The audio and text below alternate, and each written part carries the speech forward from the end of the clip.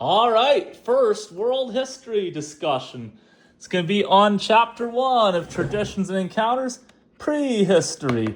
And I'm going to try not to just lecture and stuff. I'm just going to give you main takeaways. I already talked about how the first 6 chapters are going to be about the first 3,000 years, but that's really going to be chapters 2 to 6. The first chapter is about what comes before that, prehistory, before history. And one thing I do love about all the sections and Traditions and Encounters is they have what I call a catchy opener. It's this introduction story to grab your attention, or as I call it, catchy opener or pickup line, whatever you want to call it. Pickup line if you're trying to get a woman. I'm being silly. So I'll sing a little bit. Lucy in the sky with diamonds. Just kidding. But this is about Lucy the Australopithecus hominid. Anyway, I'm not going to use the book that much other than just as a reference point with a few visuals. I made this timeline because I'm trying to fill in the gaps.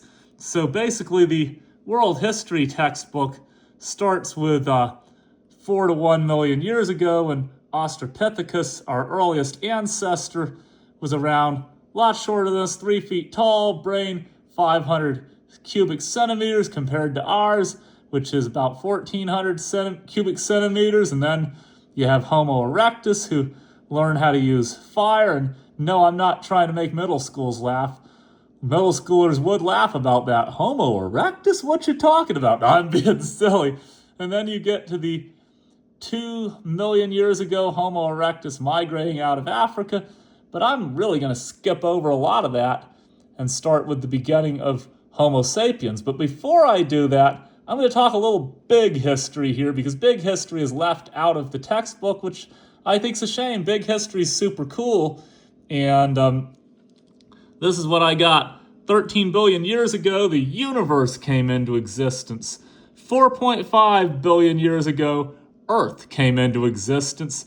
And 300 million years ago, you have the Cambrian explosion of life. I got this from a YouTube video that's pretty cool, actually, on big history. I saw it about 10 years ago. And then you had the Permian extinction 250 million years ago, where 95% of life died.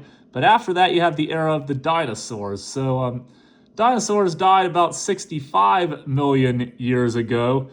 And then it wasn't that long afterwards that monkey-like creatures in Africa, humans' earliest cousins, appeared.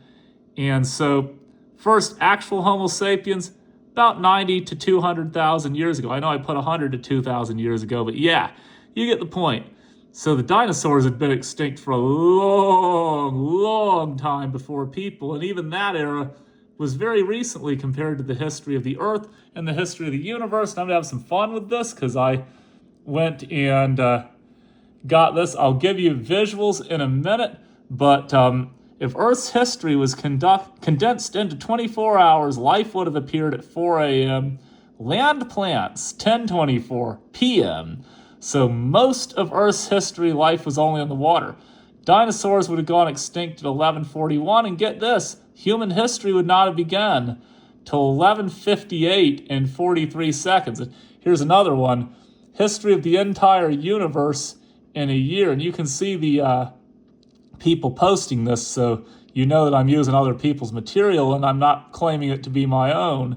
In an entire year, you got the Big Bang, it's January, and still January. I'm going to skip over most of September now and see if we get anything that's photosynthesis. We're in November now, got some life on Earth. Now it's December, the Cambrian explosion, which I said was 300 million years ago. That's December 16 in the history of the universe. First fish, December 17. Plants finally move on to land on the 18th. Now we get finally the dinosaurs.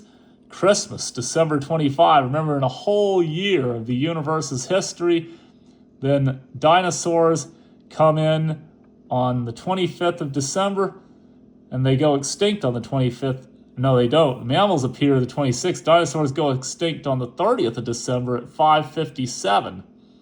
Then apes appear at 6:06 on December 30th in terms of the history of the entire universe. And now we're in the last day of the year of the universe. Humans split from apes. and that happens at basically 8:31 p.m. or 20:31 if you use military time. Homo sapiens don't appear, though, until 11:47 p.m. and 56 minutes, and the early cave drawings, which we're going to talk about in a minute, don't appear until, let me put it this way, 2 minutes and 1 second before the year is over. And the early cave drawings are still very much in prehistory, chapter 1. Just giving you a sense of how big the whole picture is. And I'm going to get my evolution thing over with in right now so we can talk about the big event, which is the agricultural revolution, in my next little piece. But I love the maps and the visuals in here, and this shows the migrations of Homo erectus and Homo sapiens. Homo erectus actually did get into Europe and even Asia, but Homo sapiens populate the entire world. And I got my timeline here that I put down.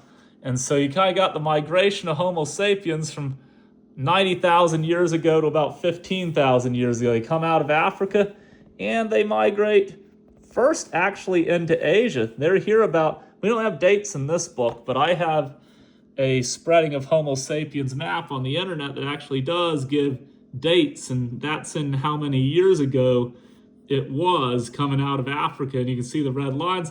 Interestingly enough, they get to Asia first, long before they get to Europe, 70,000 years ago, and they even get to Australia 50,000 years ago. Then they get to Europe 40,000 years ago with their cousins, the Neanderthals, which we're going to talk about in a minute. And finally, they crossed the Bering Land Bridge during the Ice Age about 15,000 years ago into the Americas. And by about 15,000 years ago, maybe about 10,000 years ago, I got it in my timeline. Yeah, 15,000 years ago, the Ice Age ends. Humans over in the Americas are trapped, and they've reached the southern tip of South America. And humans are the only animal to populate every habitable landmass in the world. That is something pretty cool. Now, other animals have done it. Think ants and cockroaches and stuff like that, but they did it independently. Or no, they didn't do it independently. They did it with the help of humans. They'd catch rides on ships and stuff like that. Now, there is some cool stuff in here. One of the questions in terms of critical thinking that it brings up is that my mom likes to garden. And again, here's the visual in the book. Very similar story, just the maps of human migrations, and you can see where the land was glaciated up near the poles, and then the green is where the ocean was significantly lower back then. I think I heard that sea levels were about 400 feet lower at the height of the Ice Age than they are now. Interestingly enough, in peak global warming, if you melted all the ice, they'd only be 100 feet higher than they are now. So we're about 80% of the way from the peak Ice Age and peak global warming. But 100 feet would be drastic. It would pretty much drown Florida. So that's why people are still nervous. And there'd be a lot more than sea level, but that's a different story. So my critical thinking question, my mom does gardening and she studies invasive species. Are humans an invasive species? I would argue yes, because the definition of an invasive species is one that is taken from its natural habitat where it has natural predators and is put in environments where it doesn't have natural predators, spreads, multiplies, grows, and actually ends up very negatively impacting the environment. Think kudzu from India, now in southeastern United States, or fire ants from Brazil, South America, now in southeastern United States. Well, humans come from Africa, and most of the animals that eat humans live in Africa. So humans, are they an invasive species? Well, based on that, yes. In North America, I don't go out my door and get worried about getting eaten by wild animals like lions or something. But in Africa, you could get eaten by a wild animal, and that's where humans come from, where most of their natural predators are. The other thing that's interesting, and this is a discussion I've had with a few people, humans seem to like tropical environments or warm environments, although humans come from the Rift Valley of Kenya in East Africa. If you know anything about the Rift Valley, it's near the equator, but it's at a pretty high altitude, maybe 6,000 feet above sea level. And because it's near the equator, it has a pretty similar year-round climate. But it isn't necessarily hot because that high altitude keeps it cool. So it's around like 60, 70 degrees year-round, which seems to be the temperature that humans like the most. This is me thinking outside the box. And finally, when humans moved to places like Europe, and even more importantly, like Siberia and Alaska, and when you get down here, southern South America, where it's very cold and definitely not tropical, they ended up dressing warmer and building fires and using fires. And the story is that humans might be tropical animals, but now that they live in a lot of non-tropical places, they brought the tropics with them. For example, it's going to be really cold here in Greenville, South Carolina next couple days, but I got my heat set to 72 degrees in the house, so I feel pretty comfortable. I'm not going to freeze to death, but just some interesting random tidbit thoughts that I'm thinking about the human species, but pretty cool map of how humans spread out. And there's one more discussion before we get into Paleolithic and Neolithic, and that is humans' cousins, the Neanderthals, who lived in Europe. In fact, people of European descent, aka white people like me, are supposedly about 2% Neanderthal because there was enough interbreeding with Neanderthals between Neanderthals and humans to make that happen. And they died out, as you can see, in about 35,000 years ago. And humans made it to Europe about 40,000 years ago. Now remember that isn't that much on this grand colossal scale. But humans and Neanderthals, if you believe this, lived side by side for about 5,000 years. Think about it. 3,000 BCE, that's going to be like ancient Samaria, Egyptian old city compared to today. That's a long time. 5,000 years is a long time. And that's something to remember in prehistory, is that we go through a lot of time. Also, we don't really know. And that's the final thing. And this is why I spur discussions. I'm giving you the textbook narrative partly for fun, just so you can challenge it in the comments below. That's going to be cool. We'll have some discussions about it.